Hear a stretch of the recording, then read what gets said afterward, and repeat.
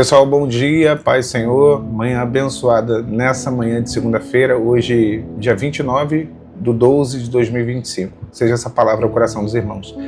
Peço que curtam o vídeo, compartilhe, comente, os padrões aqui da plataforma, Clube de Membros, botão assinar. E aqui em cima, se você desejar semear nesse ministério abençoando aqui esse canal. Vamos para a nossa conversa. O texto que eu quero deixar para os irmãos nessa manhã está lá em Josué capítulo 5, a partir do versículo 13 até o 15, diz assim: E sucedeu que, estando Josué ao pé de Jericó, levantou os olhos e olhou, e eis que se pôs diante dele um homem que tinha na mão uma espada nua. Meus irmãos, essa batalha de Josué aqui contra a cidade de Jericó, todo mundo conhece por conta da estratégia de rodear a cidade, né? Tocando trombetas, os muros caem. Só que algo que pouco se fala é sobre o encontro que Josué teve antes dessa estratégia, antes dessa vitória, antes desse momento das trombetas, de rodear a cidade 7 vezes no último dia, né?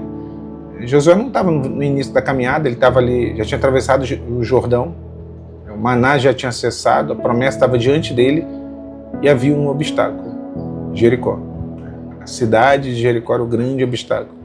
E exatamente nesse momento, quando não havia mais ali milagres visíveis, né, o Jordão abrindo, o maná caindo do céu, né, havia o que havia era uma guerra pela frente, algo extraordinário aconteceu.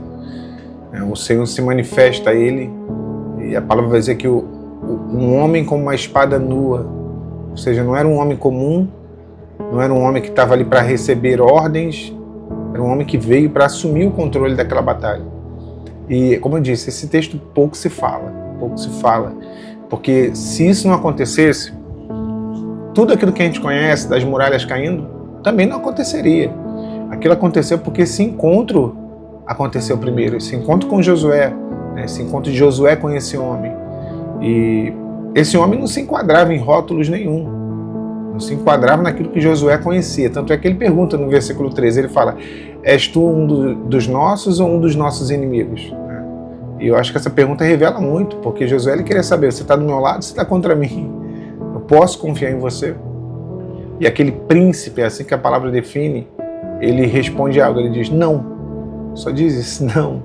E a palavra, e a frase que ele utiliza ali, né? Não, eu estou aqui agora, né? E eu não vim para tomar partido. Em hebraico é como se fosse isso: eu não vim tomar partido, eu vim tomar o controle, eu vim para governar. Basicamente era isso que ele estava dizendo para Josué. E quando ele se apresenta a Josué, eu acho que esse governo dele fala um pouco com aquilo que Deus quer fazer nas nossas vidas. Porque o Senhor ele não se apresenta para apoiar os nossos planos, para que venhamos a fazer da nossa maneira. Não.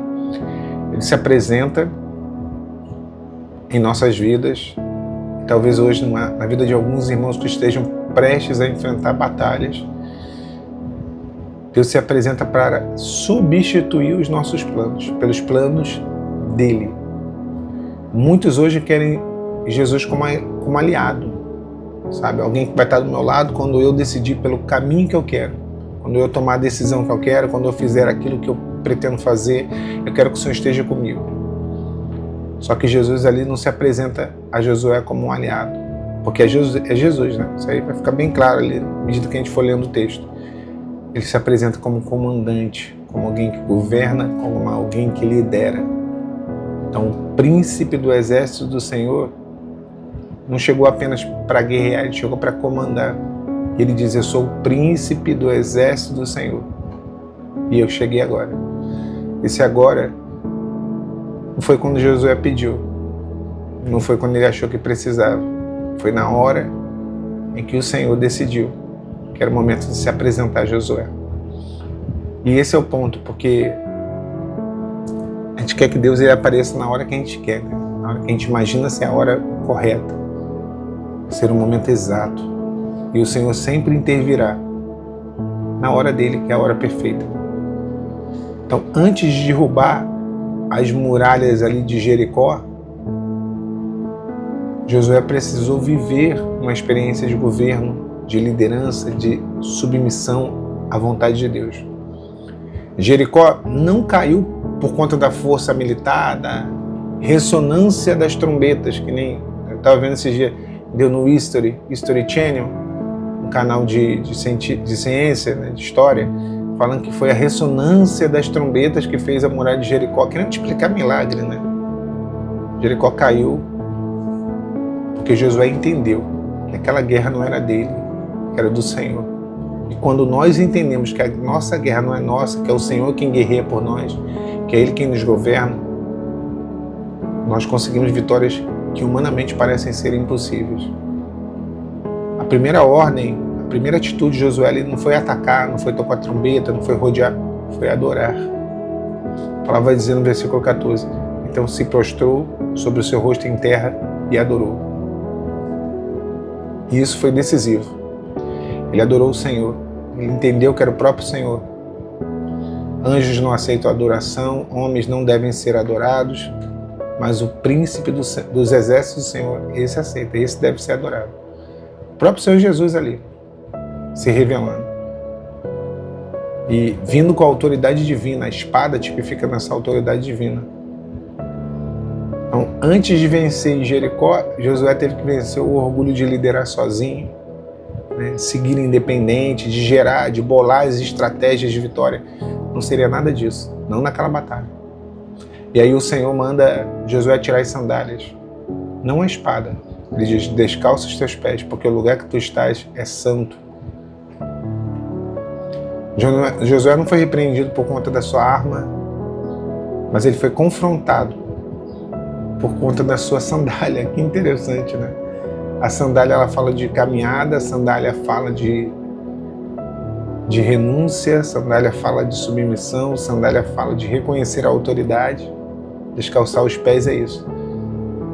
Quando nós entregamos ao Senhor, falamos assim, olha, eu não tenho força, eu não tenho condições, eu não posso. Eu achei que eu podia, mas eu não posso. O chão ali não era santo por conta do lugar. O chão era santo por causa da presença de quem estava ali, o próprio Senhor.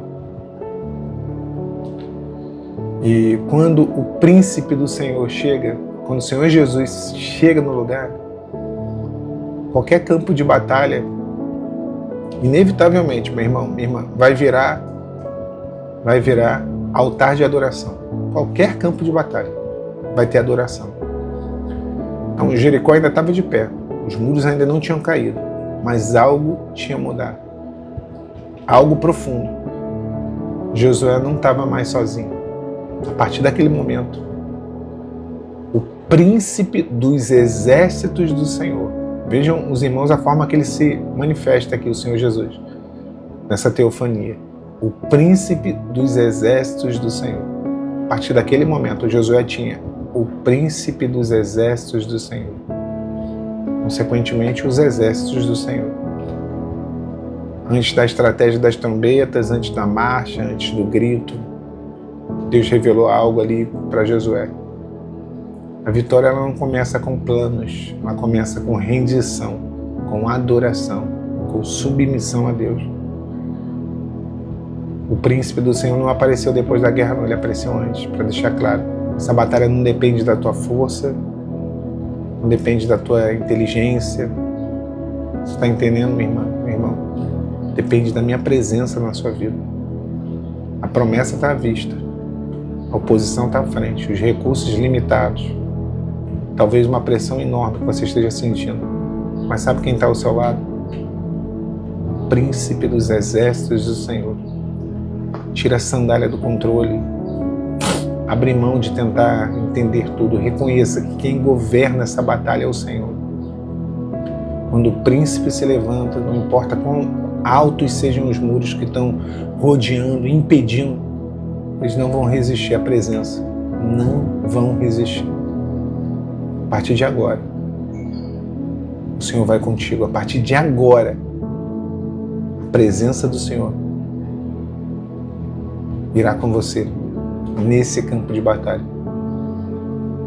para te fazer alcançar a vitória, para derrubar as muralhas que são obstáculos, para que você possa tomar posse daquilo que Deus prometeu para você. Deus abençoe vocês nesse dia, nessa semana. A paz do Senhor.